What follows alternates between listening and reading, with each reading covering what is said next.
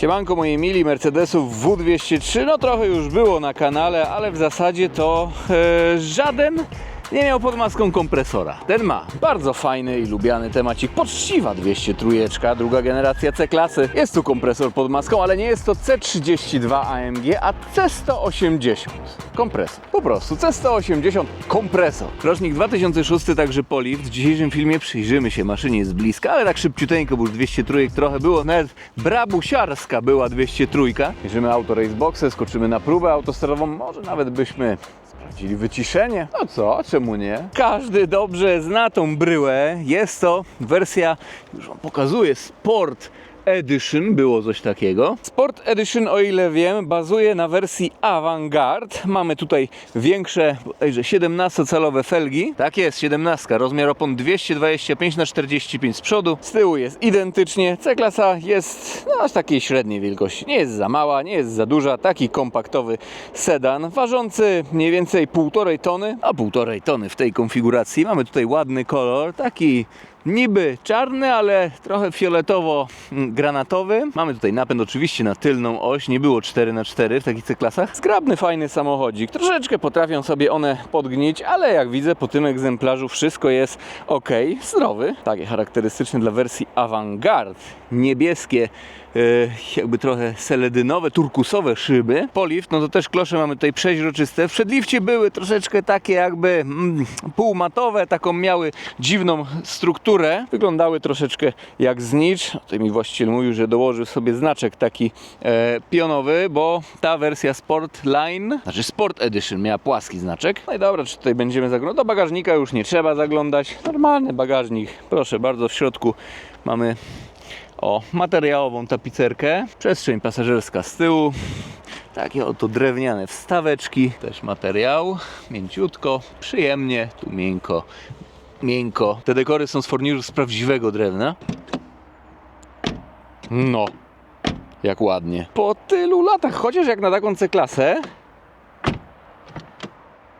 ładnie. Wcale nie jest ona taka stara, no 2006 rok, no 19 lat na karku, młodzik jeszcze taki, no. 19 lat na karku, jak wy mieliście, albo macie 19 lat, to co, starsi czy nie? Ja to jak już mam 6 dyszek na karku, no to wiadomo, no to już tak.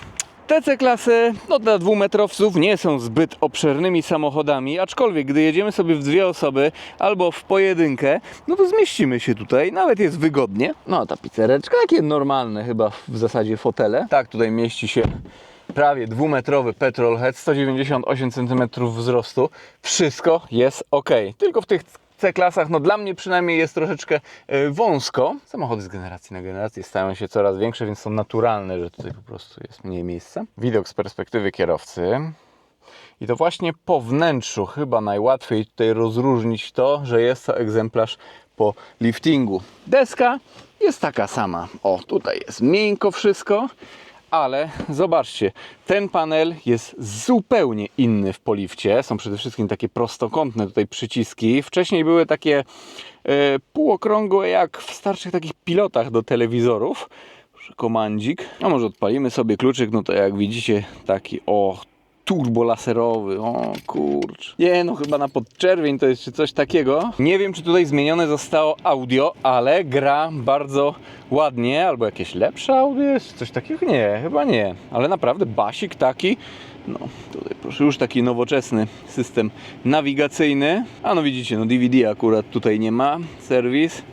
System, ekran, automatyczna zmiana. No prosty to jest, takie proste i klarowne, nie tnie się w ogóle. Z wyposażenia no to ksenony, podgrzewane fotele, automatyczna dwustrefowa klimatyzacja. Ja wiem, że to wygląda troszeczkę jak manual, ale to jest automatyczna klima. Kierownica w Polifcie też zupełnie inna. Zwróćcie uwagę, jakie tutaj mamy przyciski. Oczywiście, że multifunkcja, tutaj nawet takie bicepsiki, chociaż wieniec aż taki gruby to w zasadzie nie jest. Tutaj manetki, manetka od tempomatu.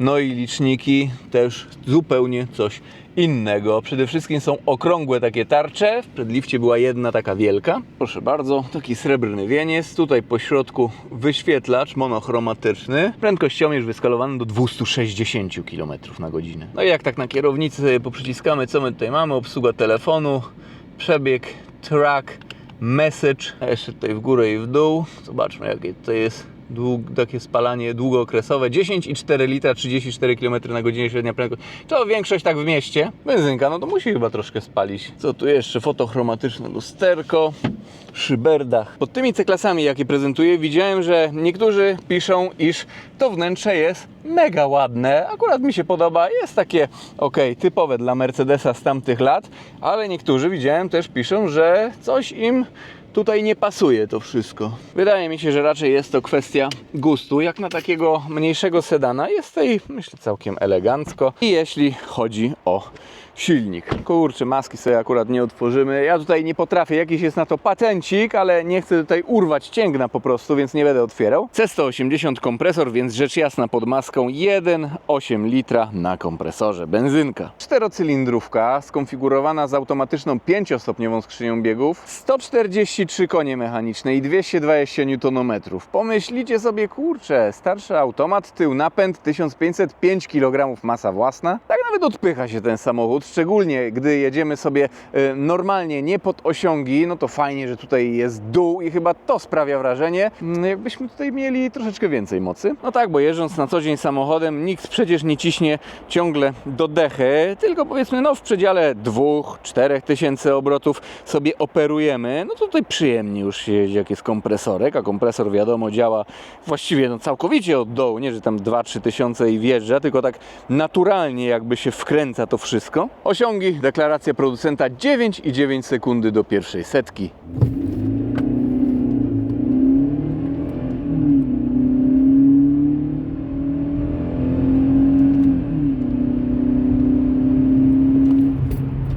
A prędkość maksymalna, tak jak moment obrotowy, 220 km na godzinę. Soundchecku nie będziemy sobie robić, no bo 4-cylindrowa benzynka, wydech nie jest tutaj dziabnięty, więc jest normalnie. Zróbmy sobie test wyciszenia i przenośmy się pod autostradę.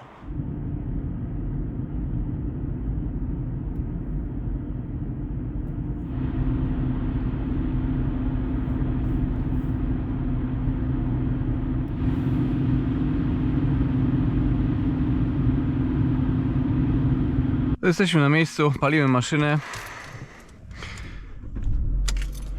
No, dźwięk tutaj jest taki normalny. 4-cylindrowa benzynka, troszkę słychać ten może silnik, ale kompresora w ogóle praktycznie nie słychać. Może tak minimalnie, no. Kasujemy zużycie paliwa. Mamy sobie D, skrzynia na S. Klimatyzacja wyłączona, wszystko działa, mam nadzieję. No i będziemy jechać. Powiem wam, dzisiaj nawet trochę problem z trakcją był w tym samochodzie. Oponki tak sobie lepiły, mimo iż jest sucho, ale te 10 równe sekund do setki osiągnąłem. 9,9 wpisane, także auto jest zdrowe. I teraz będziemy jechać z wiatrem. Nie wiem, czy w drugą stronę sobie pociśniemy, bo będzie pod wiatr. No jak mam do wyboru jechać z wiatrem, czy pod wiatr na maksa? Wiadomo, że wybieram jazdę z wiatrem. No ludzie, jak wy byście wybrali? Specjalnie pod wiatr? Dobra, damy się tutaj wyprzedzić. Damy się zrobić Toyocie.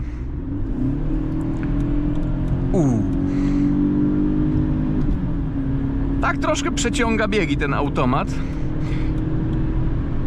Nawet powiem wam, warto tutaj chyba sobie pyknąć troszeczkę wcześniej. Plusik. I dopiero później kickdown wcisnąć. Długa tu jest skrzynia biegów. Wiecie, auto trochę waży. Te 143 konie mechaniczne też to nie jest aż tak dużo z drugiej strony, jeśli chodzi o takie osiągi i taki performance. O jazdę na maksa, dobra, tutaj sobie odpuścimy, niech sobie auto wyższy bieg wrzuci.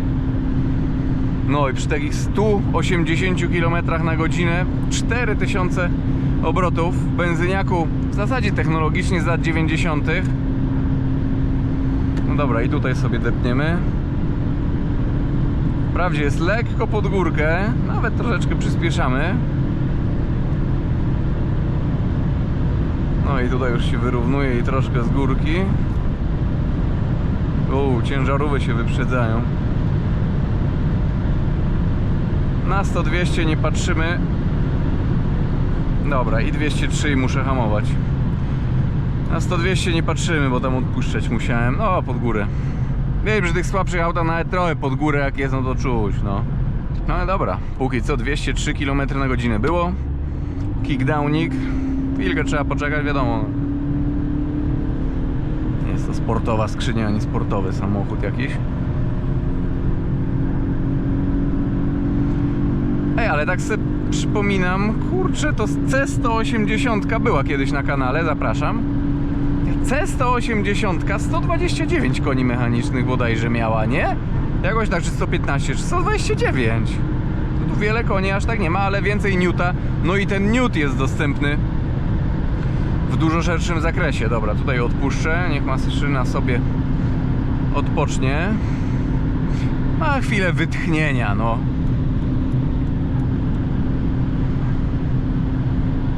No i dobra. I tu już będzie równiej. I tu będzie nasza chwila prawdy. Wow, widzę, bardzo mały ruch. Potem jeszcze będzie z górki. 2 paczki licznikowe.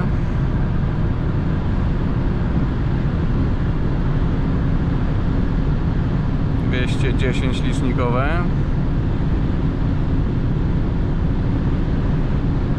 No i dajesz bombowcu. Tutaj odpuszczę. Może sobie wyższy biegnik wrzucić samochód.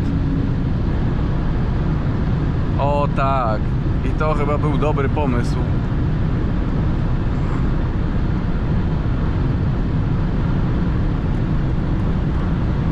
...220... Nie. I to wyprzedzanie. 220 km na godzinę było. No nie, i tutaj mi też wyjedzie chyba zaraz. Nie wyjedzie. No, dzielnie Mercedes poszedł, muszę przyznać. Jeszcze byśmy tutaj pojechali z 5 km na godzinę według mnie. Nie wiem, czy tutaj dziabniemy, szczerze mówiąc. No, prawy pas.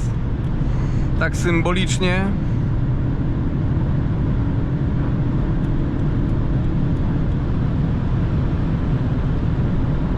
Trochę z góry, ale wyprzedzanie. No nie, trochę ruch.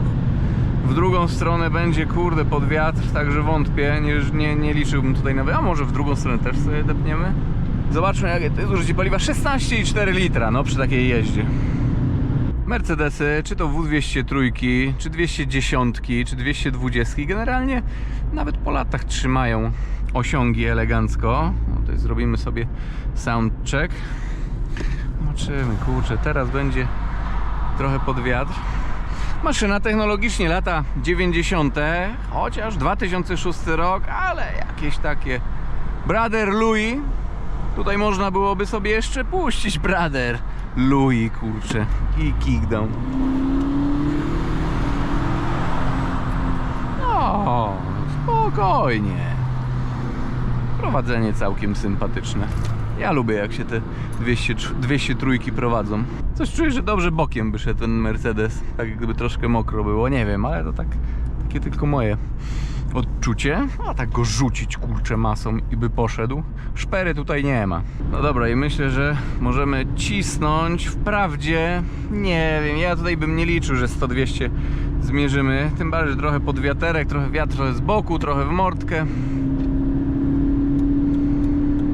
No ale próbujemy. Będziemy jechać też w cieniach aerodynamicznych. Dawaj, Mercedesik, wyższy bieg. Troszkę niepotrzebnie tak przeciąga ten samochód według mnie. Wszystko ok jest ze skrzynią, no ale po prostu tak jest.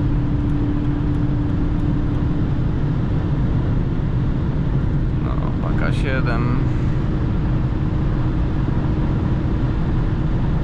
No, aż tutaj kontrolować trzeba kierownicą. I 180 i musimy odpuścić, bo widzę wyprzedzanie jakieś. No, trochę ciężarówek. Ciężko będzie tutaj się bujnąć szybciej. O, ho, ho, ho, ho. Dobra, dajmy Mercedesikowi odpocząć. O, proszę bardzo, szmyln. 220 km na godzinę według GPS-u było.